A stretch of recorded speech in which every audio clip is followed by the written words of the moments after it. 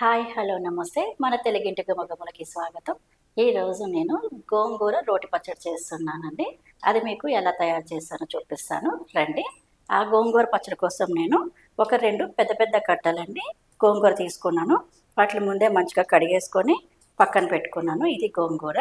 ఇది కూడా నేను పుల్ల గోంగూర తీసుకున్నాను, తెల్ల గోంగూర కాకుండానే. ఈ గోంగూరను కడుక్కొని పక్కన పెట్టుకున్నాక మిగతా ప్రాసెస్ ఎలా చేయాలో చూపిస్తాను రండి. ఈ గోంగూర పచ్చడి కోసం మనం ఇప్పుడు ముందుగా బాండి పెట్టుకొని దాంట్లోకి ఒక 2 స్పూన్ల వరకు ఆయిల్ వేసుకోవాలి. ఈ ఆయిల్ హీట్ ఎక్కిన తర్వాత ఇందులోకి నేను పల్లీలు నువ్వులు వేసుకుంటానండి ఈ పచ్చడిలోకి. అందుకని ఆయిల్ హీట్ ఎక్కిన తర్వాత పల్లీలు నువ్వులు వేసి వేయించుకుంటాను. ఆయిల్ హీట్ ఎక్కింది, దాంట్లోకి నేను కొన్ని పల్లీలు తీసుకున్నానండి. ఈ పల్లీల్ని కొంచెం వేయించుకోవాలి. ఇవి ఒక 50% వేగిన తర్వాత మిగతావన్నీ ఇందులో వేసేసుకోవచ్చు.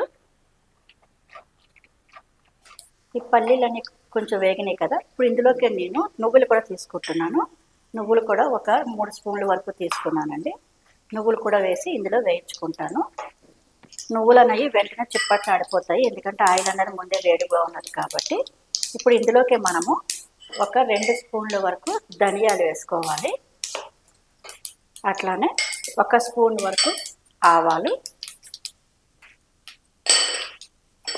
1 స్పూను జీలకర్ర, మెంతులు మటుకి ఒక 1/2 స్పూన్ వేయండి, ఎక్కువ వేస్తే కనుక మళ్ళీ చేదు వస్తుంది. ఇవన్నీ వేసి కొంచెం మళ్ళీ వేయించుకోవాలి. ఇవన్నీ కూడా కొంచెం వేగిన తర్వాత ఇందులోకి పచ్చిమిర్చి అండి ఒక 20 పచ్చిమిరపకాయల వరకు వేస్తున్నాను నేను, ఎందుకంటే కొంచెం గోంగూర అనేది ఎక్కువ ఉన్నది కదా, అందుకని. మీరు కూడా మీ కారానికి తగ్గట్టుగా వేసుకోండి. ఒక 20 పచ్చిమిర్చి తురిమి కొంచెం ముక్కలతో చేసుకొని వేసుకోండి. డైరెక్ట్ అట్లానే వేస్తే కనుక మళ్ళీ అవి ముఖం మీదకి చిక్కుతాయి పచ్చిమిర్చి అన్నది.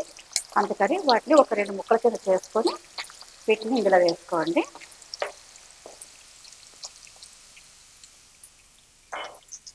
అట్లాగే ఇందులోకి ఒక చిన్న నిమ్మకాయ అంత, నిమ్మకాయ కూడా కాదులేండి, ఇది ఉసిరికాయ అంత ఉంటుంది, అంత కొంచెం చింతపండు కూడా వేసుకోండి. చింతపండు కూడా వేసుకొని ఈ ఆయిల్లోనే మంచిగా మగ్గనియండి. ఇవన్నీ ఇందులో మంచిగా వేగాలి ఆయిల్లోని.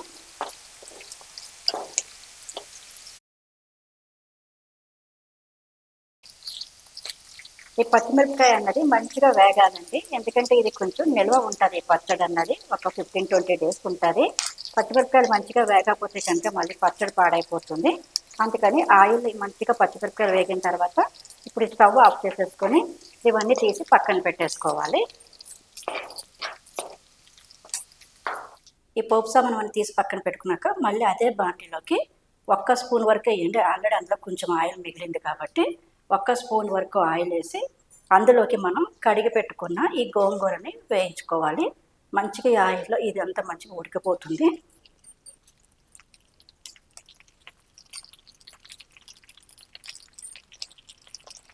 మొత్తం గోంగూర అంతా వేసేసుకొని దీన్ని మూత పెట్టుకొని ఒక 5 నిమిషాలు ఉండనిద్దాము. అప్పుడు మొత్తం ఇది లోపల ఉడికినట్టు అవుతుంది. ఆ తర్వాత మిగతాది ఎట్లా చేయాలో చూపిస్తాను. ఒక 2-3 నిమిషాల తర్వాత మనం మూత తీసి చూద్దాము. చూడండి, మొత్తం అంతా ఇది ఉడికిపోయినట్టు ఎక్కడ అవుతున్నది. ఇప్పుడు ఇంకా మూత తీసేసుకొని మొత్తం అంతా ఉడికేటట్టు ఇలా స్పూన్తో కలుపుకుంటానే ఉడికించేద్దాము.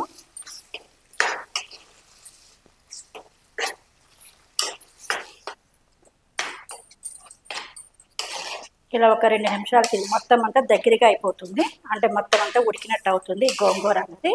అప్పుడు మనం స్టవ్ బంద్ చేసి పక్కన పెట్టేసుకుందాము. ఒక 2 నిమిషాలు దీన్ని ఉడకనిద్దామండి.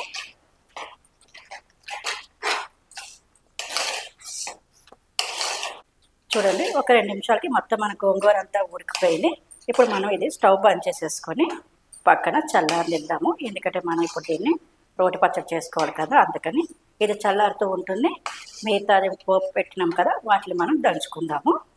ఇప్పుడు మనం ఇది బౌల్లో రుబ్బుకోవడానికి ఇవన్నీ ఇందులో వేసేసుకున్నాము.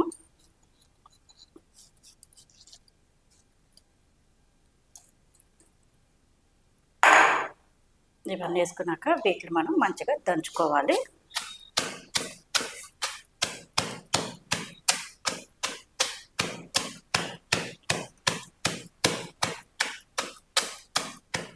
ఇది కొంచెం మెత్తగా నలిగిన తర్వాత ఇందులోకి మనము ఒక చిన్న వెల్లుల్లిపాయ వేస్తున్నానండి.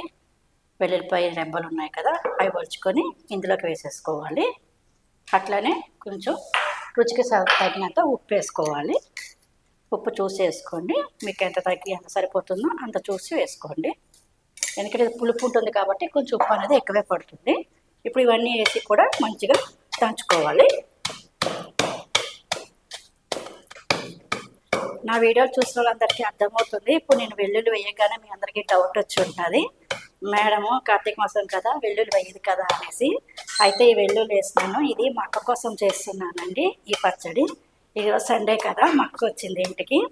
తనకి గోంగూర చట్నీ అంటే చాలా ఇష్టము, తన కోసం చేస్తున్నాను ఇది. అందుకనే నేను వెల్లుల్లి అనేది వేసినాను. అదే మీకు అర్థమవుతూ ఉంటుంది, కార్తీక మాసం కదా వెల్లుల్లి ఎందుకు వేసాను అనుకుంటున్నారని చెప్తున్నాను. ఈ వెల్లుల్లి అవన్నీ వేసాక మంచిగా దంచుకోవాలి దీన్ని.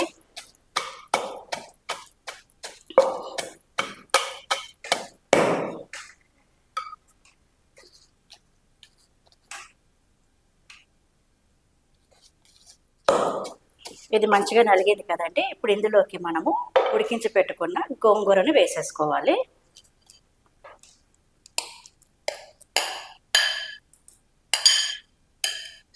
ఇప్పుడు ఈ గోంగూర వేసుకున్నాక ఈ గోంగూర కూడా మంచిగా దీంట్లో అంతా కలిసేలాగా ఒకసారి దంచుకోవాలండి.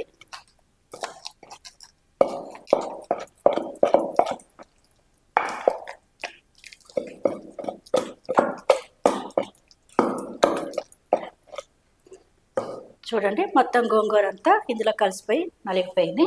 ఇప్పుడు దీన్ని మనం తీసి పక్కన పెట్టుకోవాలి, ఎందుకంటే మళ్ళీ దీనికి మనం తాలింపు పెట్టుకోవాలి కాబట్టి తీసి పక్కన పెట్టుకుంటున్నాను.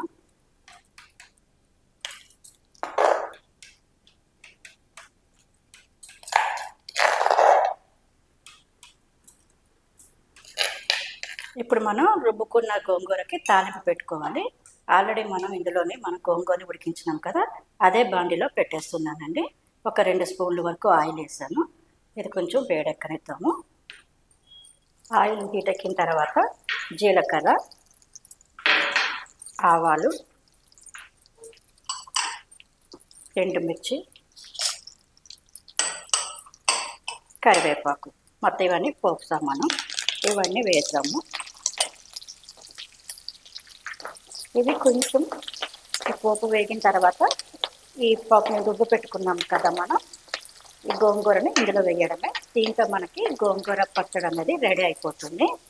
అయితే ఈ గోంగూర అనేది చాలా టేస్ట్ ఉంటుందండి, కొంచెం పుల్లగా. మన ఇందులో కొంచెం చింతపండు కూడా వేసాం కదా, ఒక రకమైన పులుపు, మంచి పులుపు వస్తుంది దీనికి, అందుకని చాలా టేస్ట్ ఉంటుంది. మీరు కూడా ఒక్కసారి ఇట్లా ట్రై చేయండి.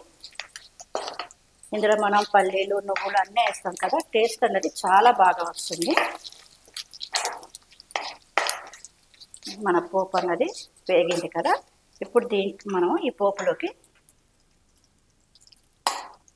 ఈ గోంగూర ముద్ద అనేది వేసేసుకోవాలి.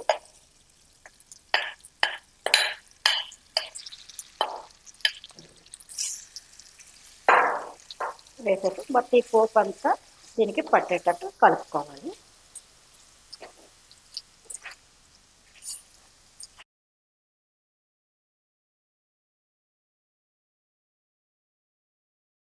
అంతేనండి, ఇక చూడు మొత్తం పోపు అంతా ఈ పచ్చడికి పట్టుకున్నది. దీంతో మన పచ్చడి అనేది రెడీ అయిపోయింది, మన గోంగూర పచ్చడి. ఇది ఎంతో టేస్ట్ ఉంటుందండి, చాలా టేస్ట్ ఉంటుంది. ఒకసారి ట్రై చేయండి. చూడండి, మొత్తం మన గోంగూర పచ్చడి అనేది రెడీ.